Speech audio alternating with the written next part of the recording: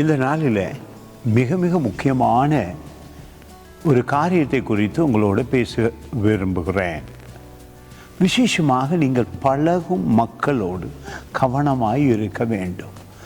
தேவனை அறியாத, துன்மார்க்கமாய் நடக்கிற, பாவத்தோடு பழகுகிற, பரியாசம் பண்ணுகிற, தேவனுடைய அன்பை சுவைக்கவோ, வேதத்தை தூக்கி படிக்கவோ வாசிக்கவோ நேரமே கொடுக்காத மனிதர்களோடு நீங்கள் அதிகமான நேரத்தை செலவழிக்கும் பொழுது அவர்களுக்குள் இருக்கிற தீமையான காரியங்கள் உங்களுக்குள்ளே வர முடியும்.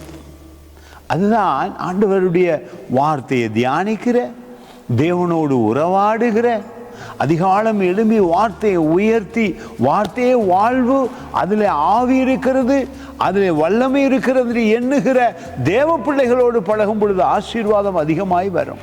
உங்களுடைய துன்ப வேளைகளிலே அவர்களிடத்திலே புத்திமதி கேட்பதும், உங்களுக்கு ஒரு கஷ்டம் வரும் பொழுது துன்மார்க்க இடத்திலே ஓடி பணம் கேட்பதும் உதவி கேட்பதும் உங்களை சேதப்படுத்திவிடும்.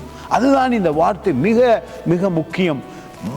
முழு வேதத்துக்குமே இது ஒரு ஆரம்ப கல்வி ஆயிருக்கிறது.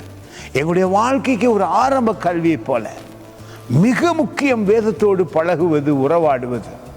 சொல்லுகிறது பாருங்கள், துன்மார்க்கருடைய ஆலோசனையில நீ நடக்காமலும், பாவிகளுடைய வழியில நீ நிற்காமலும், பரியாசக்காரர் உட்காரும் இடத்திலே உட்காராமலும்.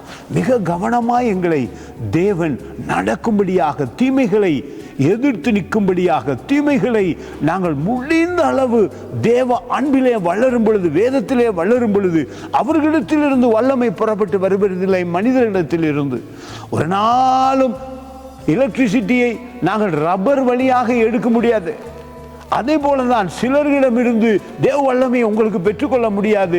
அவர்கள் துன்மார்க்கராய் இருக்கும் பொழுது நீங்கள் வேதத்தை தியானித்து வேத வார்த்தைக்குள்ளாக உங்களுடைய எதிர்காலத்துக்கு தேவையான சகல நன்மையும் நீங்கள் பெற்றுக்கொள்ள முடியும்.